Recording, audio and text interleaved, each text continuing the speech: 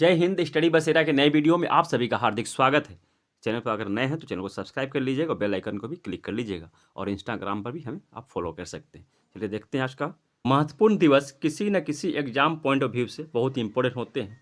जो भी important day हैं जो कि परीक्षा एग्जाम के पॉइंट ऑफ व्यू से इंपॉर्टेंट है, सारे के सारे मैंने यहाँ कवर किया है। प्रत्येक ये कंटिन्यू आपके पास आता रहेगा, डेली के रूप में ये प्रैक्टिस होता रहेगा। जिस मंथ में हम लोग प्रैक्टिस करेंगे उस मंथ का कंप्लीट रहेगा। ये जनवरी मंथ चल रहा है तो जनवरी का पूरा कंप्लीट रहेगा जो भी इंपॉर्टेंट है। ये देख लीजिए, 4 जनवरी को लुईस ब्रेल दिवस मनाया जाता है। 9 जनवरी को भारतीय प्रवासी दिवस मनाया जाता है। 10 जनवरी को विश्व हिंदी दिवस मनाया जाता है। 12 जनवरी को राष्ट्रीय युवा दिवस मनाया जाता है। 15 जनवरी को थल सेना दिवस मनाया जाता है। इसके बाद आता है 23 जनवरी। 23 जनवरी को पराक्रम दिवस मनाया जाता है। 24 जनवरी को राष्ट्रीय बालिका दिवस। 25 जनवरी को राष्ट्रीय पर्यटन दिवस और राष्ट्रीय मतदाता दिवस, 2 दिवस मनाए जाते हैं 25 जनवरी को। 26 जनवरी को गणतंत्र दिवस और अंतर्राष्ट्रीय सीमा शुल्क उत्पादन दिवस मनाया जाता है 26 जनवरी को, 2 दिवस, 26 जनवरी को भी और 25 जनवरी को भी। नेक्स्ट है 30 जनवरी। 30 जनवरी को शहीद दिवस, कुष्ठ निवारक दिवस और सर्वोदय दिवस, ये 3 दिवस 30 जनवरी को मनाए जाते हैं। शहीद दिवस, कुष्ठ निवारक दिवस और सर्वोदय दिवस। इस तरह से जनवरी का कंप्लीट जो इम्पोर्टेंट डे है, जो एग्जाम के पॉइंट ऑफ व्यू से इम्पोर्टेंट है, उसे मैंने यहाँ कवर किया है। आप लोगों के लिए बहुत ही हेल्पफुल रहेगा, इसी आशा के साथ चलिए देखते हैं नेक्स्ट, आगे हम बढ़ते हैं। और यहाँ और एक डिटेल मैं करना चाहूँगा, क्लियर करना चाहूँगा। जो भी डे में हम लोग ये प्रश्न आएगा, जिस दिन हम लोग डिस्कस करेंगे, उस डे के बारे में हम लोग कंप्लीट देखेंगे। जैसे अगर 9 जनवरी होता है या 4 जनवरी होता है तो 9 जनवरी को हम लोग भारतीय प्रवासी दिवस क्यों मनाते हैं, इसके बारे में डिटेल देखेंगे। फिर 10 जनवरी को हम लोग उसके बारे में विश्व हिंदी दिवस क्यों मनाते हैं, कब से शुरू किया गया है, पूरा कंप्लीट उसके बारे में डिटेल देखें। यानी एक एक डे को हम लोग डेली एक एक पॉइंट ऑफ व्यू से डेली उसके अभ्यास करते चलेंगे। इसीलिए एक एक नंबर को हम लोग अगर पकड़ेंगे तो आसानी से हमें याद करने में सुविधा रहेगी। और एक बार अगर हम लोग कर लेंगे तो वो एक बार में गड़बड़ हो सकता है, याद करने में हमें परेशानी हो सकती है, कन्फ्यूजन हो सकता है। चलिए इसके ये जो सुविधा मैंने स्टार्ट की है, ये जो मैंने सेशन स्टार्ट किया है, ये तरीका, तो आप लोग कैसा कितना पसंद आ रहा है, आप लोग कितना हेल्पफुल है, ये कमेंट सेक्शन में जरूर अपने विचार रखिएगा। बहुमूल्य विचार बहुत जरूर रखिएगा। आज है 15 जनवरी और 15 जनवरी को हम लोग क्या सेलिब्रेट करते हैं? 15 जनवरी को आर्म डे यानी कि थल सेना दिवस। थल सेना दिवस आज हम लोग मनाते हैं, आर्मी डे।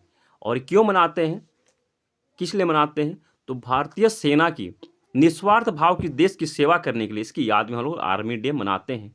15 जनवरी को ही 15 जनवरी 1949 में भारतीय सेना को भारत को पहला सेनानायक मिला था, जो कि जनरल KM करियप्पा बने थे। पहला सेनानायक, कमांडर इन चीफ पहले बने थे 15 जनवरी 1949 में। उसी की याद में हम लोग आर्मी डे मनाते हैं 15 जनवरी को। कौन बने थे? तो ये हैं जनरल KM करियप्पा, जो कि बाद में मार्शल बने थे। और 1949 तक इसके पहले जो थे कौन थे? तो British commander in chief general Francis butcher थे।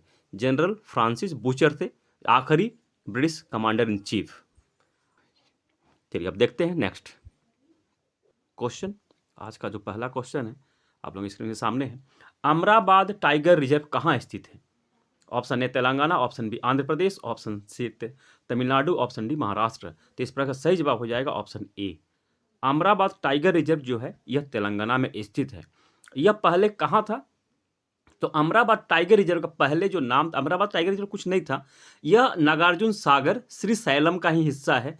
नागार्जुन सागर श्रीशैलम आंध्र प्रदेश में टाइगर रिजर्व था। जब 2014 में 2 जून 2014 को तेलंगाना जब नया स्टेट बना, आंध्र प्रदेश से अलग होकर 2014 में नया स्टेट बना तेलंगाना, तब अमराबाद का हिस्सा जो था तेलंगाना में था और अमराबाद को टाइगर रिजर्व बना दिया गया। नागार्जुन श्रीशैलम का उत्तरी हिस्सा नागार्जुन श्रीशैलम का उत्तरी हिस्सा अमराबाद टाइगर रिजर्व बन गया, जो कि तेलंगाना में है। और दक्षिणी हिस्सा जो कि नाम अभी भी नागार्जुन सागर श्रीशैलम है, जो कि आंध्र प्रदेश का हिस्सा है। इस तरह से यहाँ 2 टाइगर रिजर्व के बारे में हम लोगों ने देख लिया।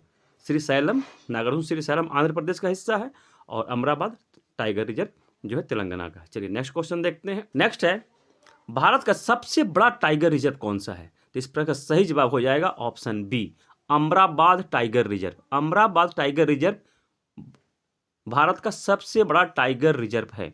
इसका जो क्षेत्रफल है 2800 किलोमीटर स्क्वायर किलोमीटर है, 2800 स्क्वायर किलोमीटर करीब है। और नागार्जुन श्री सैलम का 1200 है, 1200 किलोमीटर स्क्वायर है क्षेत्रफल नागार्जुन श्री सैलम का, अमरावती का 2800।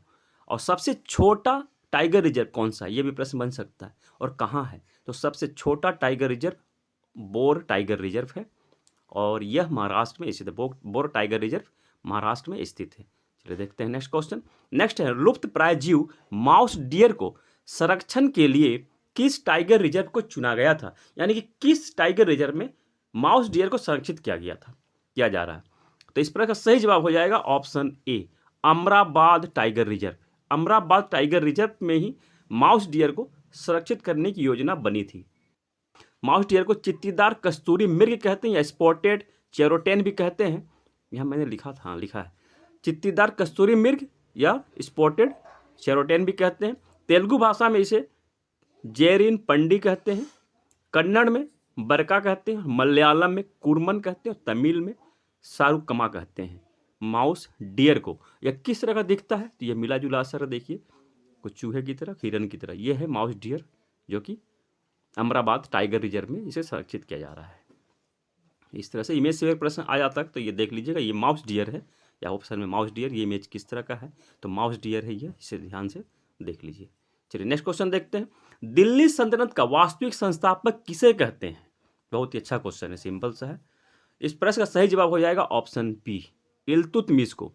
इल्तुतमिश को दिल्ली सल्तनत का वास्तविक संस्थापक इसलिए कहते हैं क्योंकि इसने दिल्ली को सबसे पहले अपनी राजधानी बनाया था, परंतु कुतुबुद्दीन ऐबक ने लाहौर को अपनी राजधानी बनाया था। इसलिए इल्तुतमिश को हम लोग दिल्ली का वास्तविक संस्थापक मानते हैं, हम लोग के इतिहासकार मानते हैं, इसलिए हम लोग भी मानते हैं। और डिस्क्रिप्शन को चेक करना मत भूलिएगा, यहाँ भी आप लोगों को इस इंपॉर्टेंट जो क्वेश्चन है, वीडियो जो है, बहुत सारे वीडियो आप लोग डिस्क्रिप्शन में आपको मिल जाएंगे, डिस्क्रिप्शन चेक कर लीजिएगा, वहाँ से बहुत सारे वीडियो से आप लोग प्रैक्टिस कर सकते हैं। और भारत की पहली महिला शासिका जो रजिया सुल्तान थी, वह इल्तुतमिश की ही पुत्री थी, इल्तुतमिश की ही बेटी थी। चलिए नेक्स्ट क्वेश्चन देखते हैं। वाटर ग्लास का रासायनिक नाम क्या है। वाटर ग्लास का रासायनिक नाम क्या है। इस प्रश्न का सही जवाब हो जाएगा ऑप्शन ए, सोडियम सिलिकेट। सोडियम सिलिकेट सही जवाब हो जाएगा। वाटर ग्लास का रासायनिक नाम जो है सोडियम सिलिकेट है। और इसका फॉर्मूला क्या होता है और कुछ इंपॉर्टेंट जो नेम है उसके बारे में थोड़ा देख लेते हैं। ये सिंपल सा क्वेश्चन था। तो सोडियम सिलिकेट का फॉर्मूला होता है Na2Si2O2। ये सोडियम सिलिकेट का फॉर्मूला है, जिसे कि वाटर ग्लास भी कहते हैं। बेकिंग सोडा का रासायनिक नाम क्या है। Sodium bicarbonate. फॉर्मूला क्या है, NaHCO3। वॉशिंग सोडा का रासायनिक नाम क्या है, सोडियम कार्बोनेट। फॉर्मूला क्या है, Na2CO3। लाइम वाटर का रासायनिक नाम क्या है, calcium hydroxide. Calcium hydroxide lime water को, जिसे कि बुझा हुआ चूना भी कहते हैं, ये लाइम वाटर को, तो इसका रासायनिक नाम कैल्शियम हाइड्रोक्साइड है। इसका फॉर्मूला क्या है, CaOH2। आज के लिए इतना ही। आप सबकी सफलता और मंगल कामना के साथ मिलते हैं फिर नए वीडियो में। तब तक के लिए जय हिंद, स्वस्थ रहें, मस्त रहें, धन्यवाद, जय हिंद। ऐसे ही यूनिक प्रश्नों के लिए स्टडी बसेरा चैनल को लाइक, शेयर एंड सब्सक्राइब करें। जय हिंद।